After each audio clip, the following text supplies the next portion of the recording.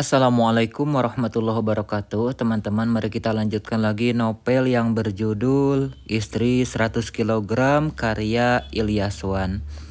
Saya dari channel YouTube Bang Dana Tukang Buku mengucapkan selamat membaca. Brak, Ayu menutup pintu kamar dengan keras. Aku sampai terlonjak kaget karena suara dentuman pintu. Saat ini aku baru saja pulang makan malam bersama Claudia, tapi rasanya tidak semanis dulu. Hubunganku dengan dia sangatlah hambar. Mungkin ini karena dia terlalu cemburu dengan kehadiran Ayu. Padahal aku sama sekali tidak menyentuhnya. Bahkan aku selalu tidur terpisah dari Ayu. Dan sekarang aku juga harus tidur di kamar tamu karena sepertinya Ayu mengunci pintu kamar dari dalam. Akhir-akhir ini sikap Claudia berubah. Dia tidak lagi sehangat dulu. Dia juga tidak menyukai bunga lili yang aku berikan. Padahal selama ini dia menyukai bunga itu. Aku menggaruk kepala frustrasi. Hidupku sangat berantakan sekarang. Andai saja papa tidak bangkrut, mungkin aku tidak harus menikah dengan si gendut itu. Jika saja teman-temanku tahu jika aku memiliki istri seperti Ayu, habis sudah reputasiku. Dengan pelan aku langkahkan kakiku.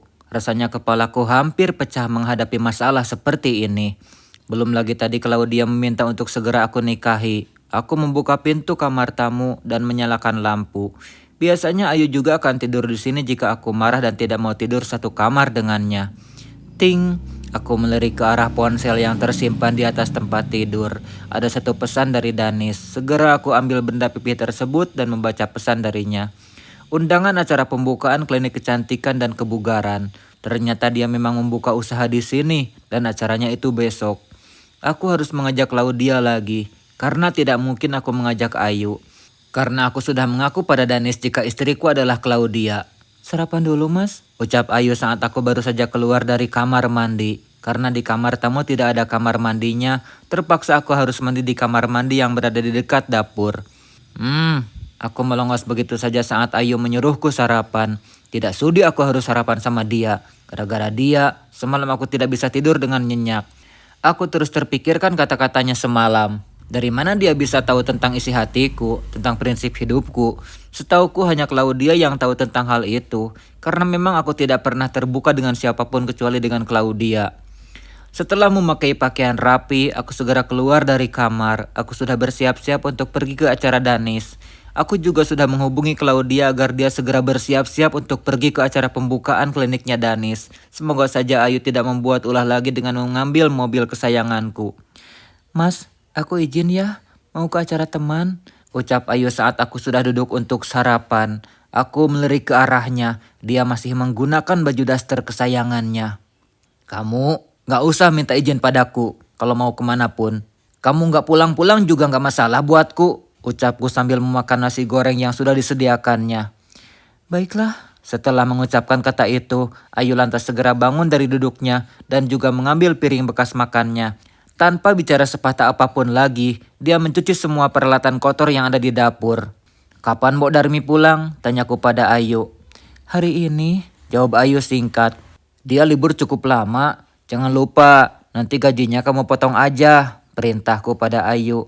Alasan menjenguk anaknya yang sedang sakit, tapi sampai sekarang dia tidak balik-balik. Ayu menghentikan aktivitasnya dan membalikan badan melihat ke arahku. Permasalahan di rumah ini, kamu tidak perlu capek-capek mengaturnya ya. Karena yang mengeluarkan uang untuk itu juga aku, bukan kamu mas. Ingat, kamu cuma numpang di sini. Sudah aku kasih makan saja seharusnya sudah lebih dari cukup. Ayu berbicara dengan menunjuk ke arahku. Aku yang sedang menyuapkan nasi ke dalam mulut seketika batuk. Maksud dari omongan kamu itu apa, ha? Teriakku kesal karena aku merasa sangat terhina dengan kata-katanya barusan. Aku tidak pernah mengulang kata-kataku, ucap Ayu sambil melihatku dengan tajam, lalu segera meninggalkan aku yang penuh dengan tanda tanya. Kata-kata itu seakan tidak asing bagiku. Aku pernah mendengarnya, tapi di mana? Kapan? Aku segera menghabiskan sarapan dan menyusul Ayu ke kamar. Aku juga mau pergi. Kalau kamu mau pergi, silakan pergi. Tapi jangan bawa mobilku. Tekanku pada Ayu yang terlihat sedang bersiap-siap untuk pergi entah kemana. Akhir-akhir ini dia sering pergi keluar. Entah siapa dan kemana dia pergi. Aku sama sekali tidak ingin tahu. Tapi entah mengapa aku sedikit penasaran dengan Ayu. Dia mengetahui semuanya tentangku. Dia juga mengatakan akan pergi selama beberapa bulan. Kalau ngomong itu kamu harus bangun dulu, Mas. Jangan sambil tidur, jadinya ngelantur kan? Ejek Ayu tanpa melihat ke arahku. Aku tidak ingin bertengkar pagi-pagi dengan kamu. Kalau kamu tidak mau memberikan kunci mobil itu padaku, aku akan membeli mobil lain, ancamku. Beli saja, tapi aku mau tanya kamu ada uangnya enggak? Sindir Ayu yang melihat sinis padaku.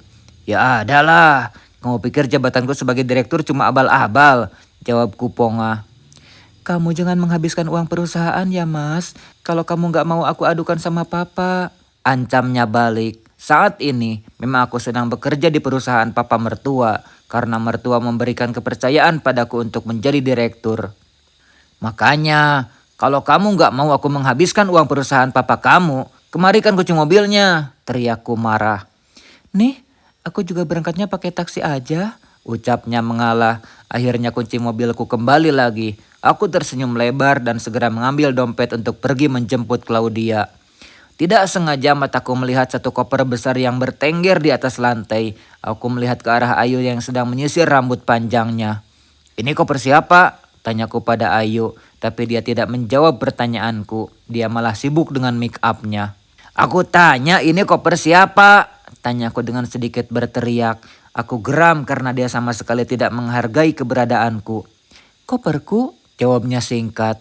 Belakangan ini Ayu sudah mulai terlihat lebih pendiam. Dia menjawab pertanyaanku lebih ketus dari biasanya.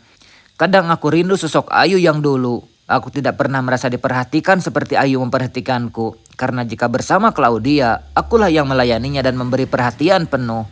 Jika Ayu tahu perasaanku saat ini, dia pasti mentertawaiku. Kamu mau minggat? Jawab, bentakku karena tidak kutemukan jawaban apapun darinya. Iya, hanya 2 bulan kok. 2 bulan katamu? Aku gak kasih izin. Ketusku marah. Entah mengapa aku tidak rela jika Ayu pergi dari sini. Rumah sebesar ini tidak mungkin aku yang menghuninya sendirian.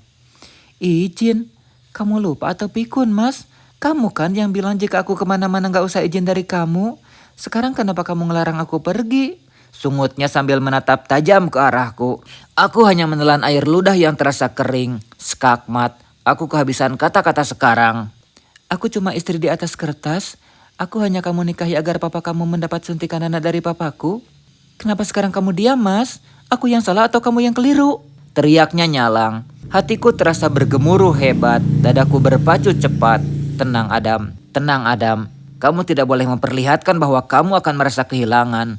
Kamu tidak boleh menjilat ludah kamu sendiri. Terserah. Hanya kata itu yang bisa aku katakan. Dengan cepat aku keluar dari kamar ini. Rasanya di dalam tidak ada udara yang bisa aku hirup lagi. Terdengar suara tangis Ayu yang mendera di dalam kamar. Aku berdiri di depan pintu kamar yang sudah tertutup. Maafkan aku Ayu, aku bingung. Ini terlalu cepat untukku. Kamu hadir setelah hatiku telah sepenuhnya dicuri oleh Claudia. Aku tidak tahu harus berbuat apa. Mungkin selama ini aku salah karena terus menghina bentuk tubuhmu itu. Tapi jika aku boleh jujur, aku terpaksa melakukan itu semua. Aku tidak mau kamu menaruh hati dan harapan padaku. Aku tidak mau menyakitimu. Aku juga tidak mau menyakiti Claudia. Biarlah hatiku saja yang patah. Aku benar-benar tidak tahu caranya meninggalkan Claudia. Rrrt, ponselku bergetar. Segera aku merogoh saku jaket. Ternyata Claudia yang menelpon. Aku segera menjauh dari kamar agar Ayu tidak mendengar. Halo sayang, kamu jadi gak jemput aku? Tanya Claudia dengan suara manjanya. Inilah yang membuatku tidak bisa jauh darinya. Dia selalu bergantung padaku dan aku merasa dibutuhkan. Jadi sayang, ini aku mau berangkat. Jawabku sambil melangkah menuju mobil. Suara kamu kok paruh sih? Kayak orang habis nangis aja. Selidiknya lagi. Aku lagi pilek sayang. Udah ya, ini aku OTW. Kamu dandan yang cantik oke? Ucapku kemudian langsung menutup panggilan. Aku mengendarai mobil dengan pikiran bercabang. Di satu sisi aku tidak ingin Ayu pergi. Tapi di sisi lain, aku inginkan dia pergi agar dia tidak terlalu menyimpan rasa untukku. Tanpa sadar aku tersenyum sendiri mengingat bagaimana malunya Ayu ketika aku tidak sengaja melihat dia memakai baju. Dia juga sering bertingkah konyol saat di rumah. Bahkan aku pernah hampir mati ketakutan ketika malam mati lampu. Lalu aku melihat wajahnya yang serba putih karena memakai masker. Ini tempat siapa sih mas? Tanya Claudia saat kami sudah sampai di depan kliniknya Danis. Kamu gak ingat lagi mungkin? Ini punya si Danis yang dulu pernah suka sama teman kamu itu. Siapa sih namanya aku lupa. Soalnya aku nggak kenal. Cuma dengar dari cerita Danis aja. Jelasku pada Claudia. Ayu, tanya Claudia kaget. Kok kamu kaget gitu sih? Aku nggak ingat lagi sama cewek itu.